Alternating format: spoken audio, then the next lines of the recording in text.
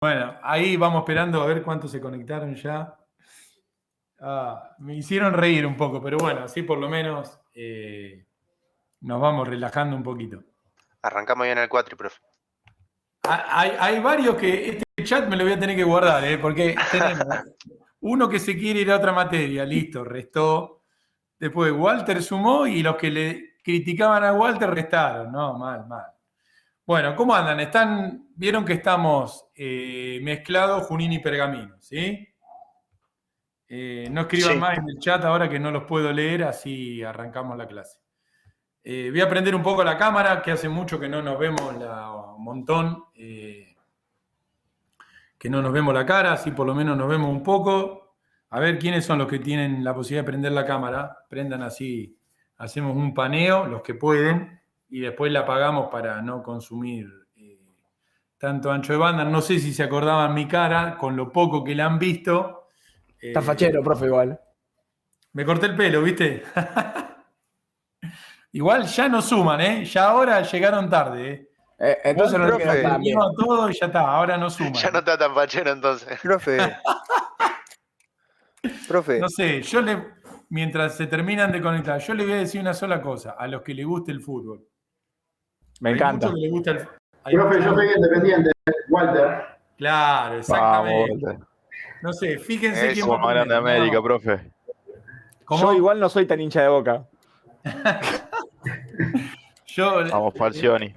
El año pasado tenía un par de alumnos que siempre los jodía y les decía, le digo, ustedes sean del club que quieran, le digo, ahora fíjense cómo sale Independiente y le digo que eso suma. Bueno, a ver, ya hay un montón conectados, siempre alguno va a ir entrando y saliendo. Bueno, ¿leyeron un poquito lo que pusimos en la plataforma? Así se lo explico de cómo van a ser un poco los horarios. Sí, yo lo estuve leyendo, pero no vi la parte que dice de Pergamino, porque habla solamente de Junín. Por lo menos yo entendí eso. Porque lo tenemos retrasado a Nelson, pero ahora yo les paso a explicar. Profe. Sí. ¿Me escuchás? Tengo una pregunta medio de curiosidad que lo estoy viendo toda estas cursadas. ¿A dónde está usted? ¿La oficina ahí o cómo? ¿Qué es ese lugar? ¿Están todos los profes siempre ahí? Muy bien. ¿A quién tienen ustedes? ¿A Javier? ¿A Diego? Y el día tuvimos redes y estaban todos los profes ahí. ¿Qué es eso? ¿La oficina de qué es eso? Claro, porque justo Javier, Diego y yo compartimos, trabajamos en la parte de informática de la UNOVA. Y acá estamos en la sala de reuniones. Entonces, como la clase la damos virtual, no necesitamos ir hasta el otro edificio donde está el salón. Sí, acá sí que es una sala de reuniones. Por eso la ven igual. Ahí les moví un poco la cámara para que puedan chusmear. Bueno, vamos a arrancar mientras termina alguno de conectarse. Presten atención, así explico cómo van a ser las cursadas. Para cumplir con vamos a cumplir con lo que nos indicó la escuela. Entonces, las teorías, ¿sí?, van a ser todas remotas. Vía Meet, con este mismo Meet, durante todo el cuatrimestre. Seguramente vamos a tener un encuentro presencial en Junín y uno en Pergamino, pero lo voy a hacer cuando ya estemos más avanzados con la materia. ¿Está bien? Entonces, la teoría, los jueves a la 1, todos los jueves se van conectando todos. La clase será de 1 hora, 1 hora y media. Alguna podemos estar 2 horas que sea muy, muy larga. ¿Está bien? ¿Listo con las teorías? Por ahí algunos de los chicos preguntaban en el chat tema asistencia. Ustedes ya saben la política que usábamos en el cuatrimestre pasado. Para la teoría no tomamos y para la práctica por ahí tomaban un poquito, pero a modo de ir conociéndolos. Pero no consideramos que la teoría sea obligatoria ni que conectarse al Meet sea obligatorio, ¿sí? En realidad lo que nosotros pensamos es, vos te querés conectar, te va a servir a vos, no tenés ganas de conectarte, te perdés lo que charlemos, lo que sea, pero es tu responsabilidad, ¿sí? ¿Entendido esa parte? Sí, sí. Bien. Después, tanto para Junín como para Pergamino, las clases prácticas van a ser una semana presencial, una remota. Una presencial, una remota. Alternando cada 15 días. ¿Vamos bien hasta ahí? Sí. Sí, sí. Bien. Lo que quedamos, tanto con Federico como con Nelson, que van a ser los mismos profes que ustedes ya conocen, la práctica va a iniciar después de la segunda clase de teoría. O sea, hoy vamos a hacer un repasito. La semana que viene ya arranco a fuerte con Java. O sea que las prácticas de ustedes estarían arrancando, déjenme abrir el calendario, el sábado 28 en Pergamino y el lunes 30 en Junín. ¿Sí? Falta la información de Pergamino porque Nelson, bueno, viene un poco retrasado en el acceso a la plataforma, ¿sí? Pero si quieren lo pueden ir anotando. Sábado 28, Pergamino. Lunes 30, Junín. Sí, bueno, en el cronograma lo dice eso. Bien, bien, bien. Muy bien. Las primeras teorías van a ser virtuales, ¿no, profe? ¿Cómo? Las primeras van a ser virtuales, las prácticas, perdón. Las prácticas, la idea es que la explicación de práctica sea virtual. ¿Por qué? Porque hay muchos de ustedes que no pueden ir físicamente al edificio, ¿sí? Entonces, la explicación, cuando presentamos la práctica y describimos los ejercicios, lo que hay que hacer, la vamos a hacer virtual. Y a la otra semana, lo que sería el trabajo sobre la práctica, lo hacemos presencial. Entonces, si alguno de ustedes no puede concurrir porque vive lejos, está aislado, el motivo que sea, no es que se perdió la clase de explicación. ¿Sí? Eso por un lado. Y después, la clase de consulta, que antes era solamente para Junín, cuando era presencial, la pusimos virtual para que la puedan tomar cualquiera, ya sea de Junín o de Pergamino. El horario de consulta. ¿Lo usaron alguna vez en el cuatrimestre pasado? No, Sí, no, con profe. Seba. No, Sí, no. sí, con Seba o no. Sí, Con sí. Seba era. Claro, exactamente. Sí, los de Junín sí, por lo menos nosotros para mí no. Bueno, sepan los chicos de Pergamino, después les vamos a ir publicando bien los links del Meet, que esa consulta la pusimos virtual para que la aprovechen todos. O sea, estarían arrancando el viernes 3. Aprovechenla que se nota, Sí, digamos. Sí, Seba es repiola. Sí. O sea, Claro, a ver. ayuda un montón. Claro, siempre lo que ustedes tienen que pensar de los tres profes, tanto de Fede como de Nelson como de Seba, que ellos están muy ligados en sus trabajos a la parte de la escritura de código. ¿Sí? Entonces, pueden exprimir mucho las consultas y algunos errores de compilación y eso que tienen al momento de hacer las prácticas, más que nada las de IPO de este cuatrimestre que van a llevar mucho código. ¿Sí? Así que sí, siempre la idea es poder aprovecharlo y cuando ustedes se conectan a la consulta, hoy en día que pueden compartir la pantalla y algo, por ahí la idea es, si tienen algún error o alguna porción de código, una colección o algo que no sepan implementar, poder mostrárselo a Seba y que les dé una mano con la resolución. ¿Sí? Así que la pusimos virtual para que la puedan aprovechar de las dos sedes. Generalmente no son muchos los que se conectan, así que además por ahí te conviene, te conectás, cuando resolviste tu duda o tu consulta, lo saludás y te desconectás, digo, no me tengo que quedar, y tampoco tengo que conectarme a la hora que empieza, por ahí un ratito más tarde me conecto, está libre, consulto y me voy. Así que bueno, esa sería la organización. Los parciales van a ser igual, una fecha y 2 recuperatorios. La metodología va a ser, digamos, no la definimos todavía, pero puede ser remota o presencial. Lo que pasa es que siempre la opción presencial tiene que contemplar una opción remota, o sea que, quiero decir, por ahí tomamos un jueves a la 1 presencial en Junín y remoto para Pergamino, y por ahí la otra fecha lo hacemos al revés, o por ahí lo hacemos todo remoto. Todavía no lo definimos, porque como los parciales son en noviembre, tenemos tiempo. ¿Sí? A ver cómo evoluciona, vieron, qué sé yo, si por ahí avanza esto o retrocede y estamos cada vez con la posibilidad de venir más. Lo que sí, decime. ¿Va a haber parcialito? No, acá no tenemos parcialito. ¿Sí? Parcialito no hay.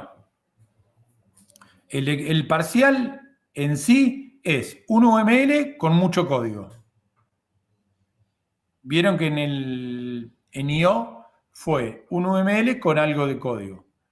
En este segundo cuatrimestre, el objetivo es ya escribir un código con formato profesional. ¿Sí?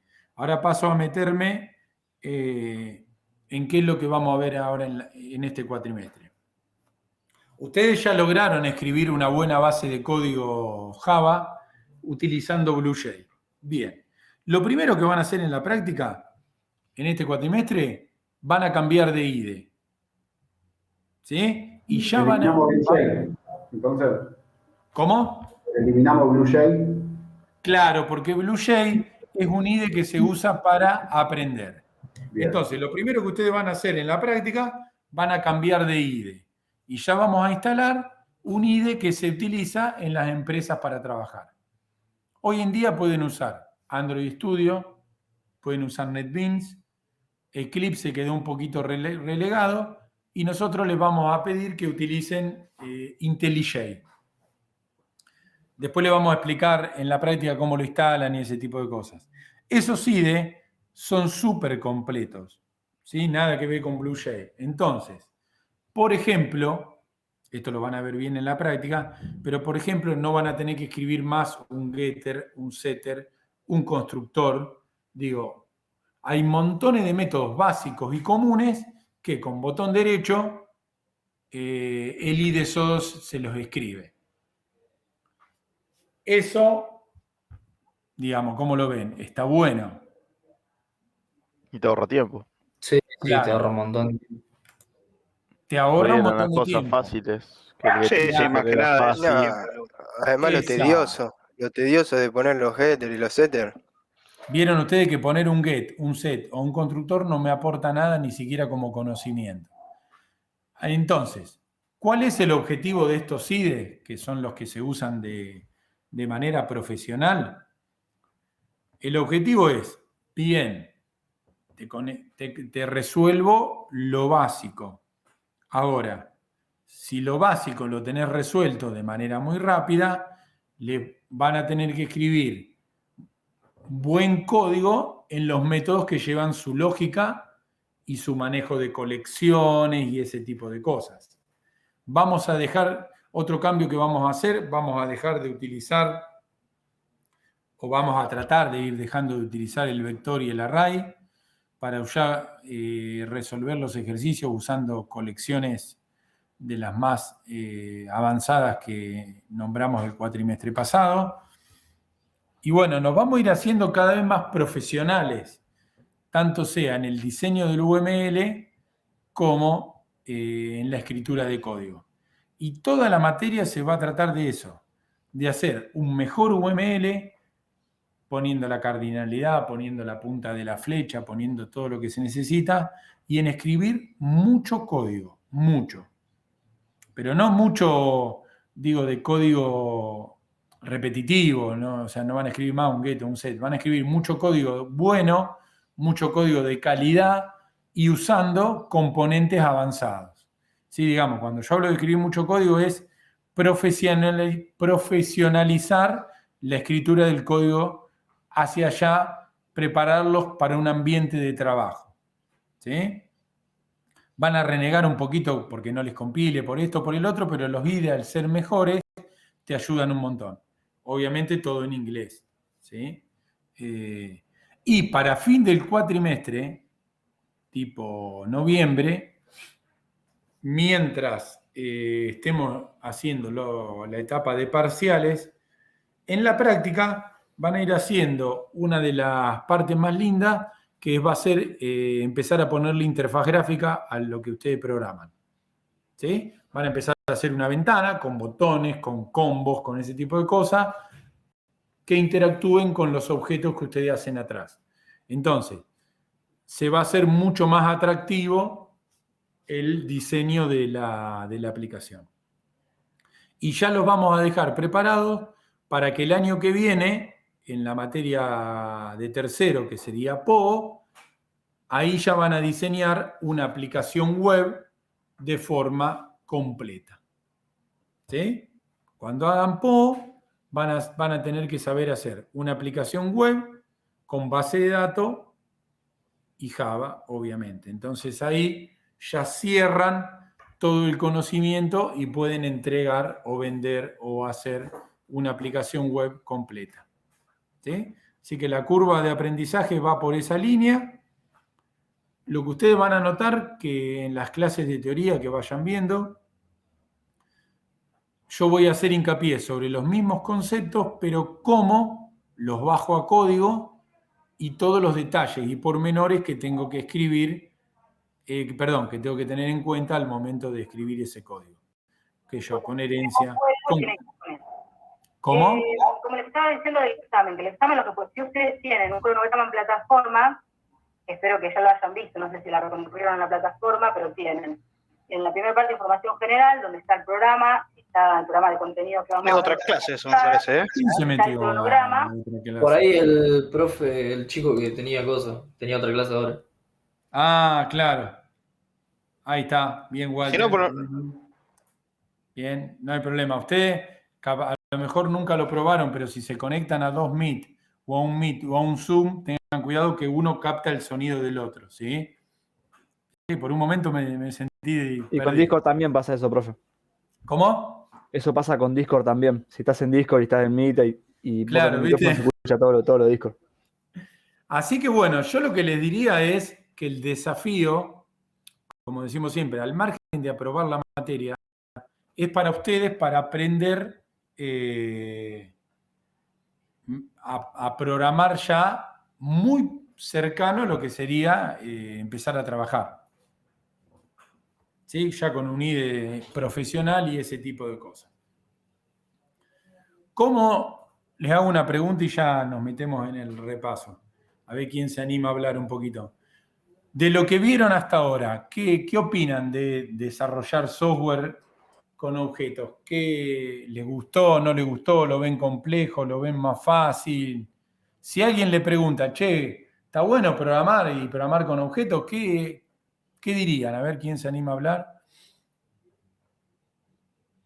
Y viendo lo que vimos en NIO, a mí me gustó. Está bueno.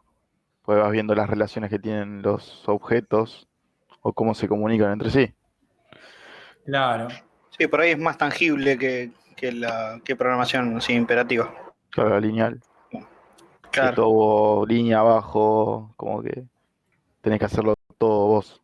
Yo creo Claro. que el hecho de poder ver, digamos, lo que estás trabajando facilita un poco también al momento de ir escribiendo.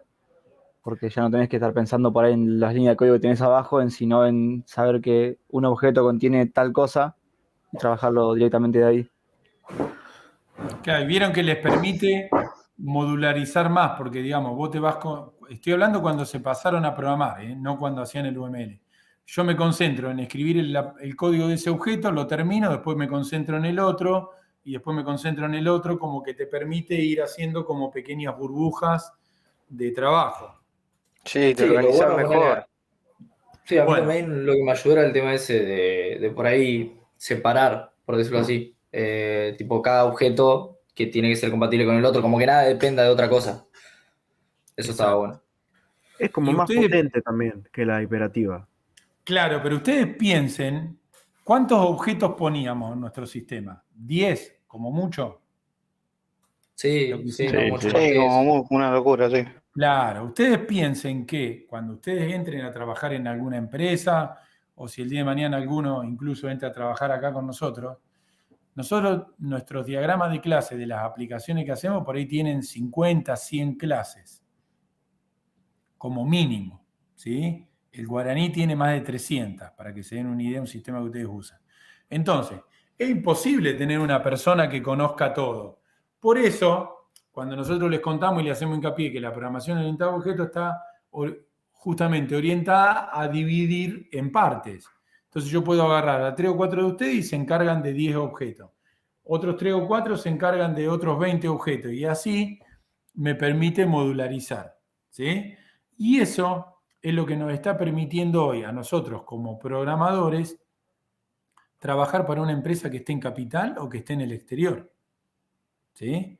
Porque ellos agarran, te encargan que vos le programes un par de objetos o uno solo muy grande y vos cuando lo terminás, lo testeás, lo probás y se lo entregás. Y vos en realidad a veces ni sabés para qué lo van a usar, ¿sí?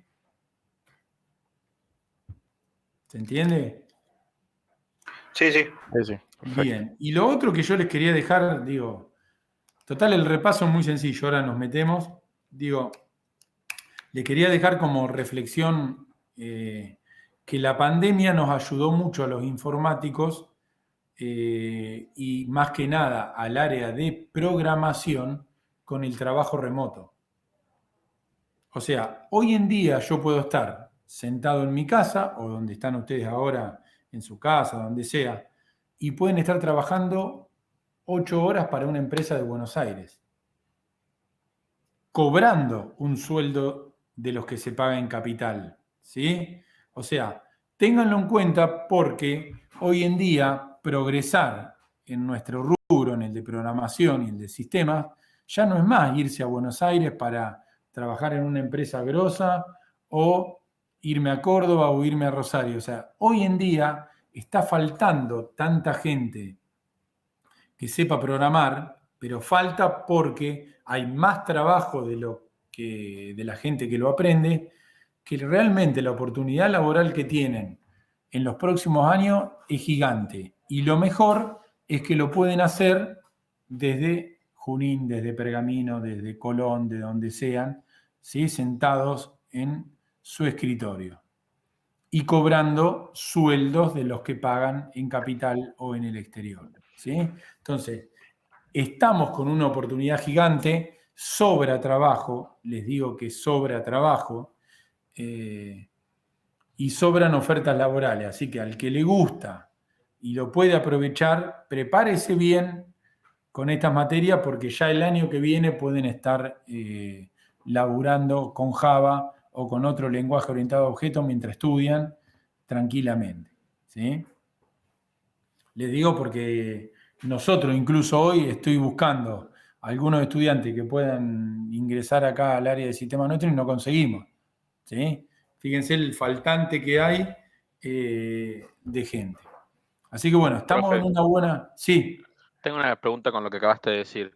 Porque yo estuve buscando, yo mira al respecto, yo desde chiquito viví en Brasil y ahora me vine para acá, así que tengo un poco de amplitud el tema de idioma y yo estuve viendo que en la parte de programación, obviamente que falta mucha gente, eso no te lo niego, pero sí veo que algunas empresas por ahí exigen cosas que mucha gente por ahí no lo logra conseguir, como experiencia.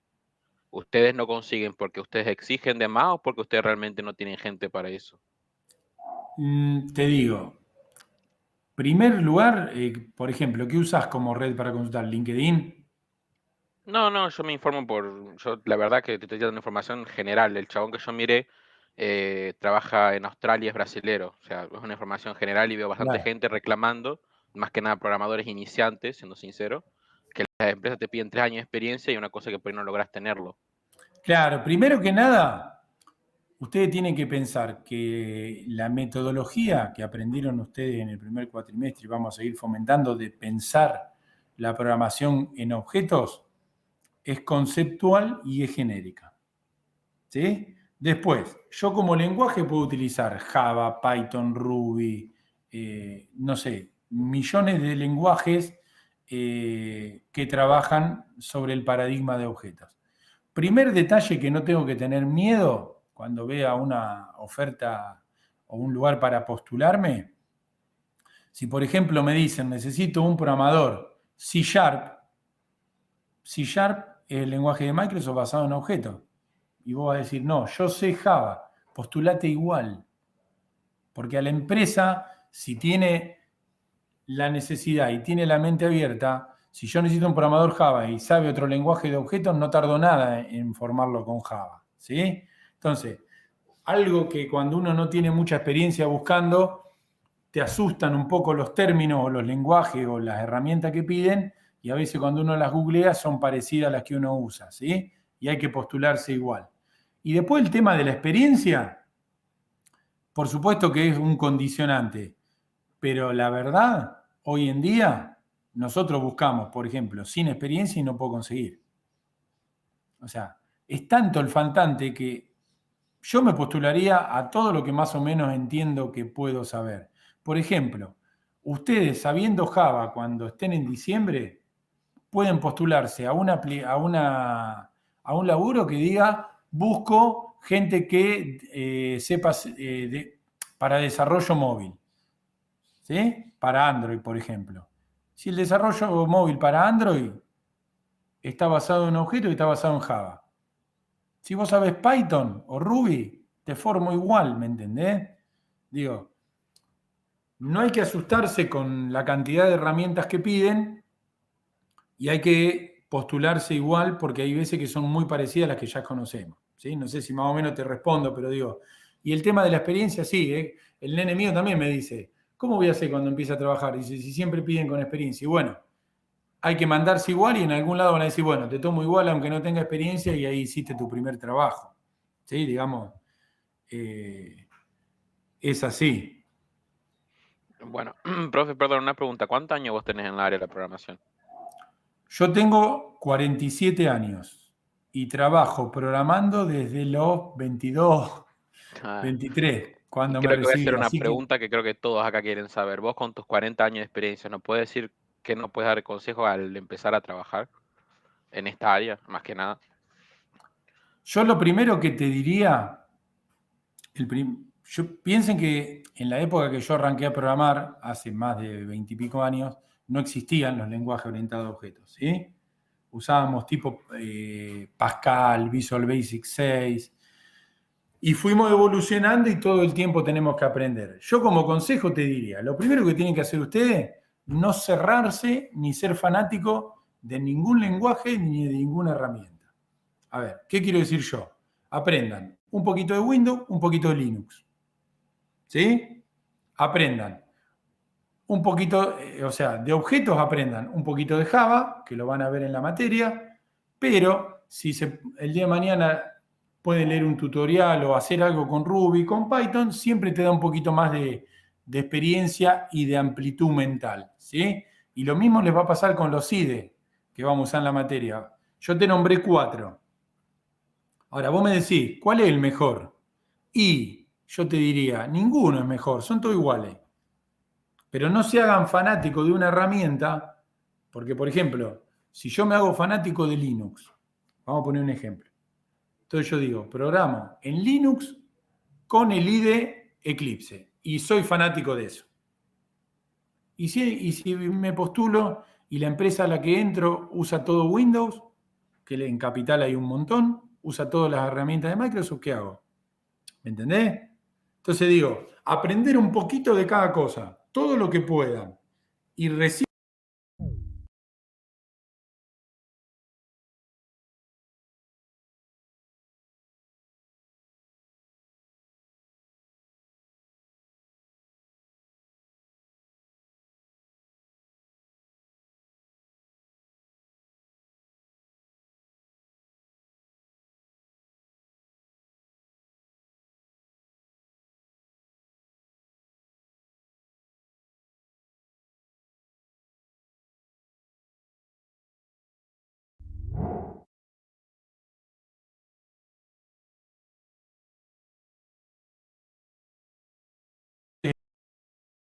el consejo que yo te daría.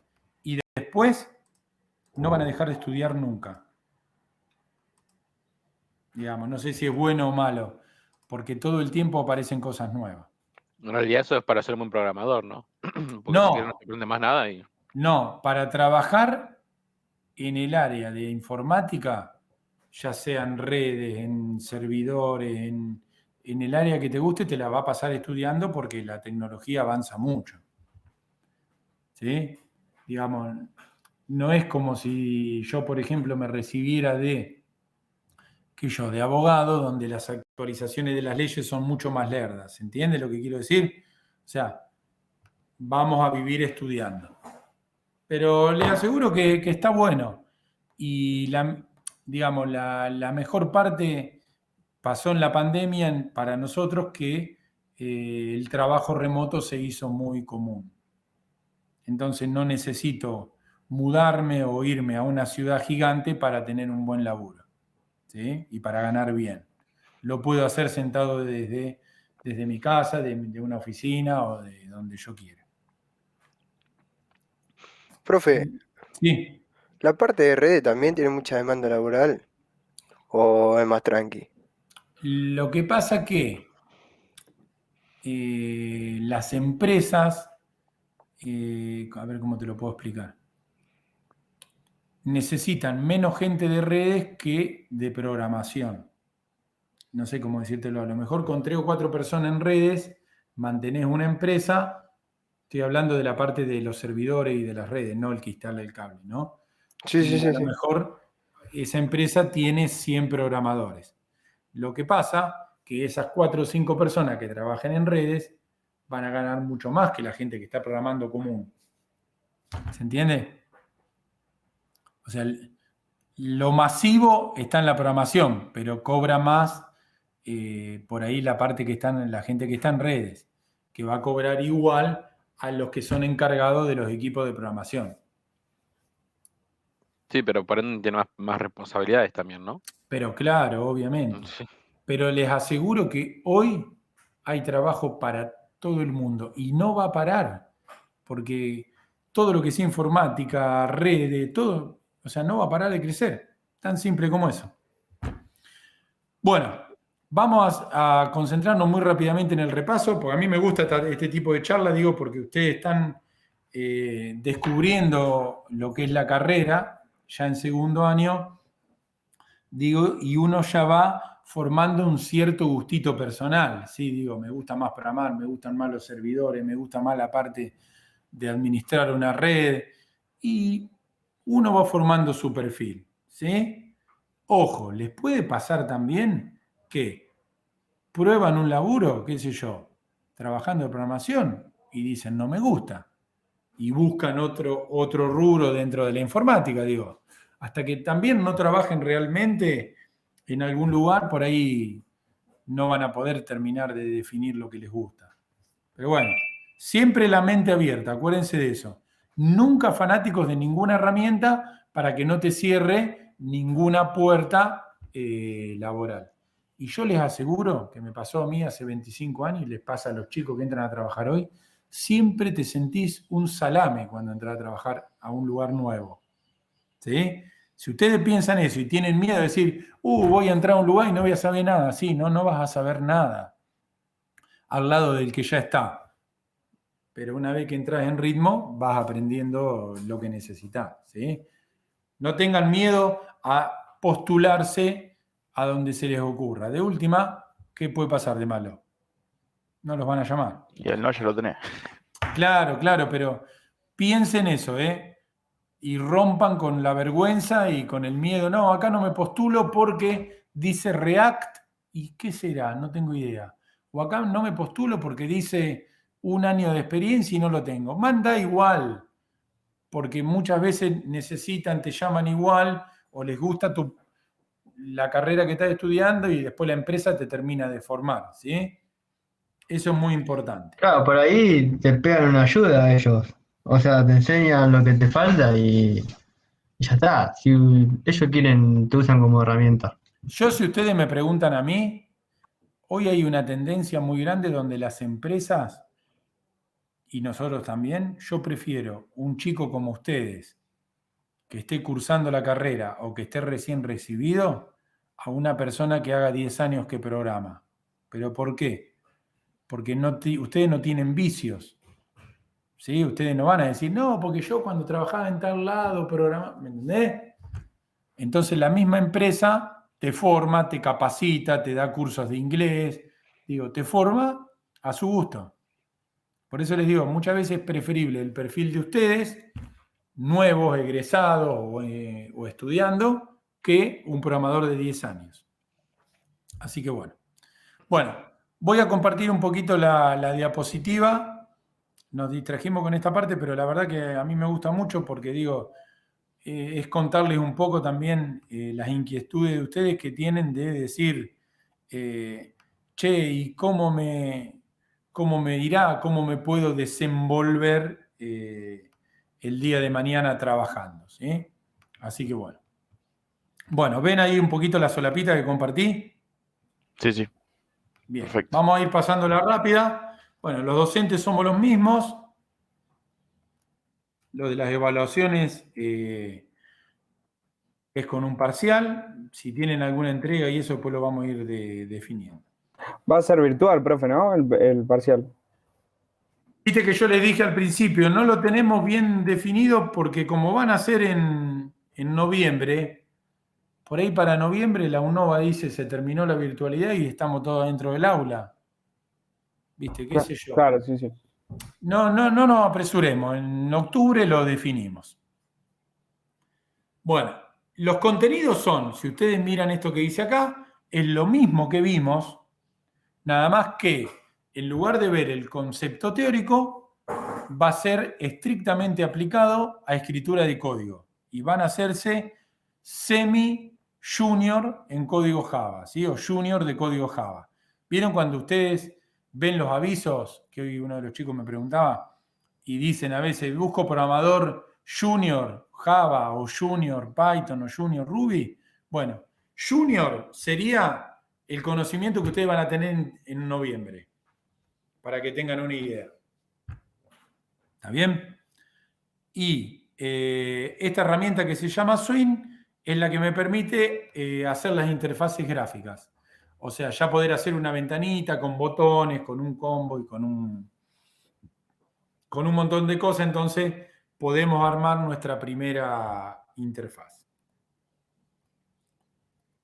Bueno, esto ya lo venimos charlando. Ahora vamos a hacer algún repasito. El que me diga que no se acuerda nada de objetos, estamos en problema. Vuelva a leer la materia que tienen del cuatrimestre anterior, ¿sí? La mayoría de ustedes ya rindió el final, o muchos. La preguntita del medio, ¿alguien hizo algún desarrollo, probó algo, digo, que no tenga nada que ver con la materia? ¿O algún lenguaje, por curiosidad, o nada? ¿Que ya hicimos otro lenguaje fuera de la facu? No, claro, si por ahí se pusieron a leer un tutorial de otro lenguaje, probaron, hicieron algo. Yo he arrancado con desarrollo web, HTML, CSS y JavaScript. Bien, y bien arrancar por ahí porque eso lo vamos a necesitar el año que viene, ¿eh? Estoy haciendo el curso de JavaScript y después tenía ganas de seguir con la parte de Node o React o algo de eso. Súper interesante. Todo lo que sea Node, JS o React, digo, para las interfaces y todo eso. Y JavaScript, lo que él está nombrando, si a alguno le genera también curiosidad, es todo el lenguaje que se utiliza para validar en los navegadores. ¿Vieron? Cuando ponen un mensajito, una validación antes de ir al servidor. Y viste que JavaScript también tiene la lógica de objetos metida adentro. ¿Está bien? Sí, es todo. Una vez que agarras por ahí la parte de objetos, es como que todo es mucho más llevadero. Claro, Pues, ustedes se tienen que mentalizar que la lógica de objetos está metida en todos lados. O sea, ¿qué es un objeto? ¿Qué es un método? Está metido en todos lados. Entonces, una vez que lo agarraron, te pones a estudiar JavaScript, que es otro lenguaje muy para aplicaciones web, ya vas a entender cuando te hable de clase, de método y ese tipo de cosas. Algo que no tienen que perder de vista es el tema del inglés, como dice ahí, porque a medida que avancen en la carrera y en el estudio, los mejores tutoriales y los mejores foros, cuando estén estudiando más que nada algún lenguaje nuevo, están en inglés. ¿Sí? Y el IDE, por ejemplo, que vamos a usar, o los IDE que vamos a usar, están en inglés. Acá estoy leyendo el chat, que también, fíjense cómo van toqueteando. Augusto, por ejemplo, se pudo hacer unos bots para Telegram y ese tipo de cosas que nosotros hemos probado, también súper interesante. Digo, hay de todo para hacer. Ellos van algo de base de datos, también con Python. Digo, todo lo que vayan toqueteando y jugando es un extra para aprender y es un extra para el día de mañana cuando busquen trabajo, ¿sí? Obviamente, ya vuelvo a la diapositiva, estaba leyendo un cachito. Todo lo que sea GitHub es el repositorio número 1 a nivel mundial para donde guardar los datos, ¿sí? Donde guardar mi código. Bueno, vamos a arrancar un poquito de manera rápida, repasando. Así nos repasamos, nos ponemos en movimiento para ya la semana que viene. Tengan en cuenta esto que estuvimos charlando, ¿sí? Cada vez el mercado, o sea, cada vez no, es todo orientado a objetos, salvo los sistemas viejos. Están los lenguajes populares y tradicionales y hay montones de lenguajes nuevos que van surgiendo, ¿sí?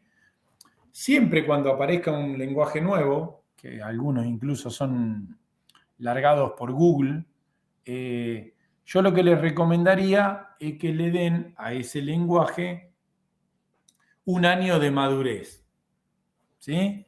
Nunca traten de arrancar con un lenguaje súper nuevo, porque no sabemos si ese lenguaje va a tener vida, no hay mucha documentación, no hay foros donde se aporten soluciones a problemas comunes. Entonces yo lo que les recomendaría es, o me manejo con los lenguajes más populares y tradicionales, o voy por los otros lenguajes que se les llama más nuevos, pero que todavía siguen estando vigentes en el mercado. Google largó un par de lenguajes que luego no alcanzaron la popularidad que ellos querían, y esas empresas grandes, así como te largan un lenguaje súper promocionado, el día de mañana te lo hacen desaparecer.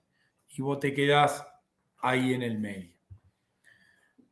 ¿Qué tipo de desarrollo es lo que hay hoy en el mercado y a dónde tenemos que apuntar? Desarrollo web o desarrollo para celulares, ¿sí? Todo lo que sea el mundo de desarrollo móvil, súper moderno, súper actualizado y con mucha salida laboral. Acuérdense que toda la línea de Android está basada en Java, no importa el lenguaje que utilicen. Obviamente siempre todos estos lenguajes que venimos viendo forman parte de software libre, incluso la línea de Microsoft con Visual Studio y todas sus herramientas, ya tiene montones de alternativas gratis. Entonces cuando una empresa programa con las herramientas de Microsoft y usa Visual Studio, hay montones de opciones componentes gratis, ¿sí? Donde no tengo que pagar licencias ni nada. Y acuérdense que Java, como lenguaje, pertenece a Oracle. Desde hace unos años, Oracle es una empresa muy famosa desde hace muchísimos años que se dedicaban exclusivamente al mundo de las bases de datos empresariales y ese tipo de cosas. Desde hace un tiempo son los dueños o los que continúan con el proyecto de Java, ¿sí? Pero bueno, eso un poquito es una mirada general. Ahora vamos a hacer un poquito de repaso rápido con cosas que seguramente los van a aburrir, pero bueno, las voy pasando rápidas. Acuérdense que tienen que saber definir qué es un programa orientado a objetos, donde solamente hay objetos. Acuérdense, ahí es una aclaración con algunas consultas del cuatrimestre pasado. Acuérdense que hay lenguajes mixtos, como puede ser Python, como puede ser Ruby, como puede ser PHP, como puede ser alguna línea de Visual Studio, donde no todo es objeto, ¿sí? Esos lenguajes son mixtos, se llaman. Puedo escribir objetos y puedo escribir elementos que no están contenidos en un objeto. Ahí tienen una de las respuestas de por qué nosotros utilizamos Java para que ustedes aprendan, porque Java es puro de objetos. O creás un objeto o no podés escribir código en ningún lado. ¿Sí? Eso ténganlo en cuenta porque es una buena justificación. Si alguien les pregunta, che, ¿por qué en la universidad utilizan Java y no otro? Bueno, porque al ser un lenguaje puramente orientado a objetos, ustedes aprenden y no tienen manera de distraerse haciendo alguna función o alguna escritura de código fuera de un objeto. Esperen que estoy enchufando el cargador. Pero sí tengan en cuenta eso que yo les comentaba antes, que pasar de un lenguaje a otro, ustedes saben Java, cualquier otro lenguaje basado en objetos de los que nombramos o algunos de los que no nombramos, la curva de aprendizaje puede ser un mes, no más. ¿Sí? Porque el if es el if, el for es el for, el vector es el vector, lo único que tienen que aprender es cómo se escribe distinto y ya está. ¿Sí? Incluso con JavaScript que comentaban recién, el lenguaje, ¿cuánto te tarda aprenderlo? Un tiempo menor, ¿sí? Lo más importante es ya tener en la cabeza la lógica de objetos. Algo referido a los objetos es, ojo que en los parciales y en los finales hemos visto que rompen el encapsulamiento, ¿sí? Donde un objeto modifica datos del otro directamente. Entonces acuérdense de mantener, cuando arman un objeto, mantener el encapsulamiento y mantener esa forma de trabajo. Y nunca un objeto tiene que preguntarse, che, ¿qué tipo de objeto soy? ¿Sí? Otro error común que vimos en los parciales. ¿Sí? Ahí aplica el concepto de polimorfismo. Bueno, encapsulamiento, lo que dijimos recién, el objeto está cerrado, está encapsulado y solamente accedo al objeto a través de los métodos que me pone público. Los atributos y eso, acuérdense que van a ser siempre privados o de tipo paquete para que lo modifique las clases que están dentro del mismo paquete. ¿Sí? Cuando hablamos de qué es el comportamiento de un objeto, es qué sabe hacer y qué sabe hacer un objeto está definido en los métodos. ¿Sí? Entonces, acuérdense que venimos haciendo hincapié en definir encapsulamiento, definir un objeto y no romper el encapsulamiento. Cuando hablamos del comportamiento de un objeto es qué sabe hacer y el que sabe hacer está representado por los métodos. Estamos repasando conceptos generales. La implementación, cuando yo hablo de la implementación de un objeto, es exactamente esto, ¿sí? Cómo escribo el código, dónde pongo los atributos, dónde pongo los métodos y qué es lo que saben hacer. Cualquier cosa me van parando, Lo voy a pasar rápido porque son todos conceptos básicos que estamos repasando porque vimos algunos errores en los parciales y en los finales para que no los vuelvan a cometer. Obviamente de estas definiciones ya no se habla más, ¿sí? Terminamos hoy y chao. Pero no se te ocurra romper encapsulamiento porque vas desaprobado, porque ahora ya, digamos, tenés que escribir ya sin cometer estos errores básicos. El estado interno hablaba de la información que tiene almacenada ese objeto, que es lo que representa o lo que conforma el estado interno, ¿sí? Que lo puedo ser consultado, lo puedo consultar o modificar solo a través de los métodos. Llámese un get, un set o los métodos que yo cree. El tema del ocultamiento es lo mismo, ¿sí? La parte privada de la información. Fíjense la última pregunta, vamos a hacer hincapié, la última línea, vamos a hacer hincapié en estos conceptos, reflejarlos de una manera más prolija en los UML, ¿sí? Donde cada método ya va a tener que indicar en el UML si es público, si es privado, la cantidad de parámetros y ese tipo de cosas. Vamos a mejorar la escritura de los UML.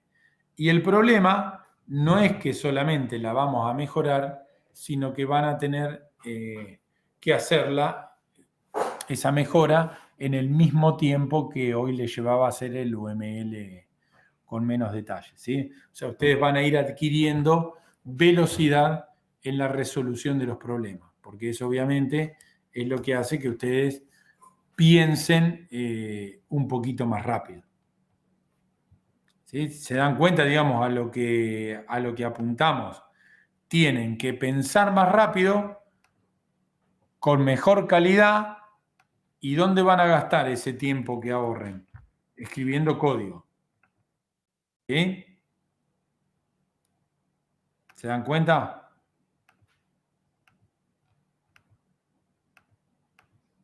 ¿Están escuchando? Sí. Ah, me hicieron dudar porque digo, me desconecté, se fueron todos. Bueno, sigamos un poquito con estos temas. No se duerman porque es básico, pero bueno, vamos, tómenlo como un repaso, ¿sí? El tema de la responsabilidad es que es lo que un objeto tiene que encargarse de su tarea, ¿sí? Y no tiene que preocuparse por lo que pase fuera del objeto. Es lo que hablábamos al principio. Yo voy, agarro un objeto, le programo sus métodos y el objeto no se tiene que preocupar por lo que pasa fuera de él, o sea, por lo que hacen otros objetos o por las operaciones que se dan fuera de esa estructura. Bueno, la definición de un método. Vamos a pasarlo rápido esto para que no aburrirnos. El concepto de clase. Acuérdense la diferencia entre clase y objeto, que la clase es el molde y los objetos son cuando los vamos instanciando. Acuérdense el concepto de instancia. Ahora vamos a, digamos, algo que no hacían en el primer cuatrimestre, no sé si se fueron dando cuenta que no exprimíamos el método main, ¿sí? O sea, cuando utilizábamos los objetos, después no le dábamos mucha bolilla al método main, que es el que genera instancias y le carga valores y prueba los métodos. Ahora, digamos, los ejercicios que hagamos van a terminar con la escritura del método main. Y ahí entonces vamos a instanciar objetos todo el tiempo, cargarle valores y probar bien que lo que ustedes programaron realmente hace lo que necesitamos que haga.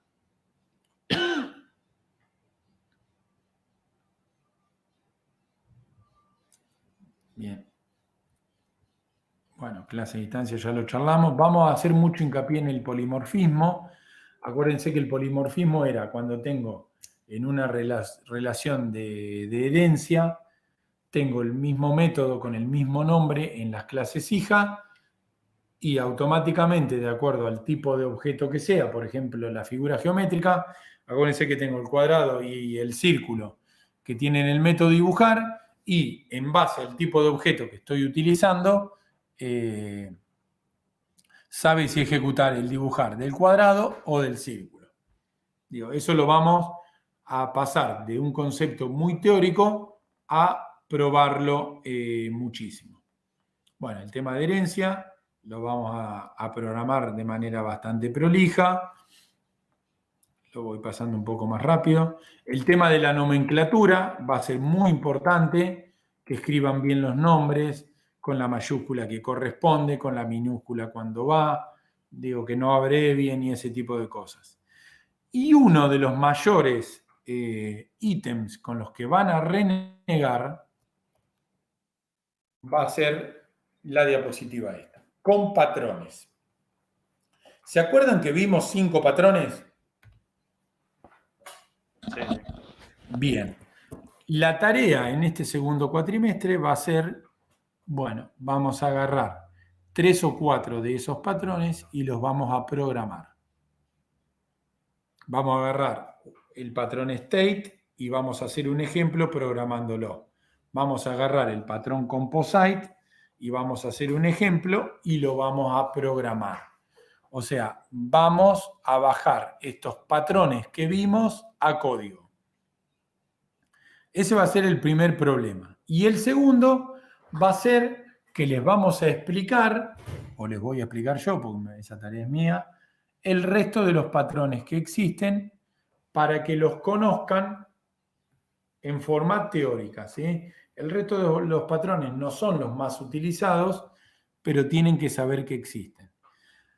¿Y por qué es importante manejar el concepto de patrones? Bueno, ya lo habíamos explicado, porque son soluciones generales, me permiten interactuar o intercambiar conocimiento entre distintos programadores que ni siquiera se conocen, pero además es un tema que te lo van a preguntar en cualquier entrevista de trabajo, ¿sí? ¿Utilizás patrones? ¿Viste lo que son patrones? ¿Sabés?